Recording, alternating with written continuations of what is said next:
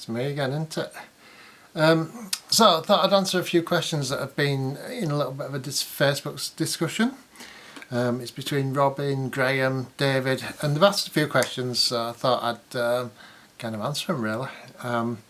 Robin was saying that he wondered if he wasn't working in health and safety, would he be able to be a professional photographer, charge as much as he needs to make to earn a living, and still enjoy photography on a weekend.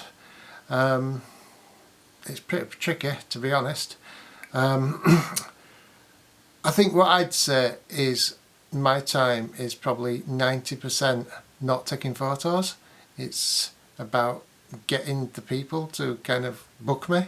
So I've got sales, I've got marketing, I've got social media, I've got just pretty much everything. Today I've been trying to look at contact forms, see how I can best use them. So yeah, it's far from photography. So yeah, if you are happy in health and safety and you're earning a good whack, then do it. Photography, it's always been hard to make a business from, but it's even harder at the moment with COVID and all wedding photographers kind of out of work. Everyone now has turned into a commercial or a family photographer.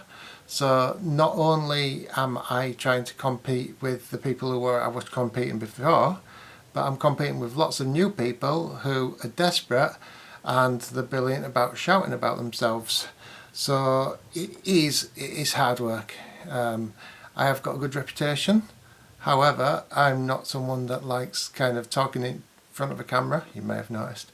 But just kind of like, you've got to sell yourself, and I struggle doing that. So now I'm out there trying to sell myself a little bit more, trying to be honest, telling people how it is. So yeah, stick to health and safety. Would you enjoy it on the other thing you mentioned is if you're doing it for a business, would you be shooting weddings every weekend? And pretty much the answer this year is no, you wouldn't. I get 80% of my wage from weddings, and it's not really happened. So it's a battle, it's a struggle. And would you be able to shoot weddings every weekend? Again, it's kind of, how do you get that work? Like, I'm a wedding photographer, but I don't get 50 weddings a year. I would love to get 50 weddings a year, but again, it comes down to sales and marketing and being out there. So yeah, photography is a very small part of what we actually do. Then the next thing is kind of about gear. Photography is always about gear. There's always going to be people that care about it. I particularly don't. I'm currently using two 5D Mark IIIs that I've been using for like the last 7 years, and they've served me well. I think lately, with the new developments in cameras, the autofocus, it's struggling a little bit because everyone else is kind of getting razor sharp pictures all the time, whereas I really have to battle for it. So I've got sat behind me two EOS Rs just waiting to play. But is it necessary? No. And certainly it depends what you're doing, really. If you're making a living from it, you need to have good cameras. You need to have reliable cameras, but you don't need the best gear that's just come out on the market, and there'll always be someone who's got better stuff than you. So yeah, it's about gear, but no, it isn't. In fact, now most of my shoots, I just shoot with two cameras, two lenses, a 35 and an 85. And the reason I do this is, there's a few reasons. Number one is I want to remain creative. I want to kind of see the picture that I want in my head and work out how to get it. I don't want to stand there with zoom lenses and just zoom to be able to get what is in my brain, because it doesn't make me think. Whereas if I've got 35 and I'm looking for a wide angle, I think, right, well, I'm going to have to go backwards. I'm going to have to work out how I can make the pictures that, you know, if I had a 16mm would be easy to do. You know, how can I make that with 35? Or how can I make something different? The other thing is, as well, when I'm shooting a wedding, 90% of my work, 90% of the pictures I take, or even 95, that I come back have been shot with a 35. And it's because I like to get in really, really close. I get in really close to everyone I'm photographing.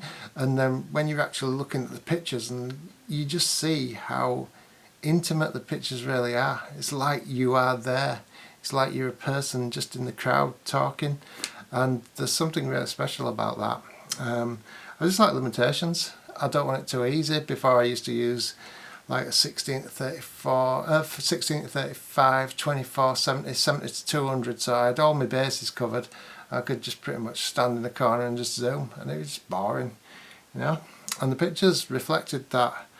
The other thing about kind of, I think Robin was asking is, you know, he's shot some weddings for a friend, and yeah, it's great doing that. It's if you've got no pressure, then it's brilliant. And you also mentioned that you've kind of done a second shoot for a wedding when someone hired a photographer and you got better pictures.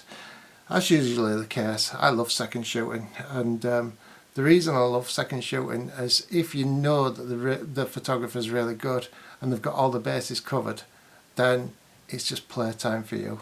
You can just do lots of things that you'd never usually do. You can see something happening and you can actually wait for something there. You know, it's brilliant. I love second shooting. Only for people that I actually trust. I have second shot for a few people kind of last year, and they had no idea what they were doing, so I had to step in. But yeah, weddings are really, really tricky to photograph, and it's not the place to practice usually.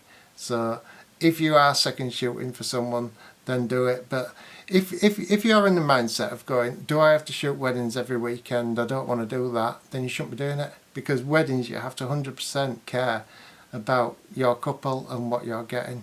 If you've got any doubts, then don't do it, because it's so difficult and there's so much controlling people involved. Even I'm kind of a documentary photographer, but I still need to know exactly what's happening when and set things up occasionally. And yeah, it's not as tricky. So I think I would stick to health and safety for a while. Just enjoy what you do. Get out, do some landscapes, do some portraits, but have no pressure doing it. And that's pretty much it, I think. I can't think of anything else that was said. Graham was actually talking about like kind of looking at pictures from like years ago and seeing if gear was a massive contribution. And for me, the three components of a picture are light, composition and moment. So if you get that, then absolutely not. It doesn't matter how sharp the pictures are. It's only photographers who care about how sharp a picture is.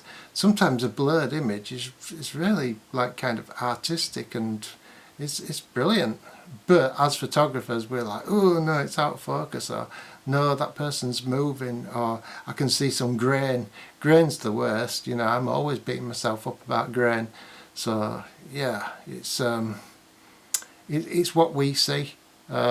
If you are looking kind of a book, there's this one.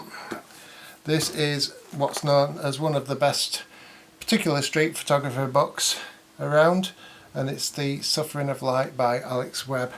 So these pictures are kind of from 35 years ago, and they're absolutely unbelievable how he uses light and layering and composition, and yeah, you can learn a heck of a lot. There's no words, it's just all pictures, so you have to learn by looking at pictures.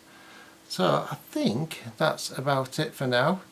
Any more questions, just give me a shout and I'll try and answer them the best I can. Right, have fun.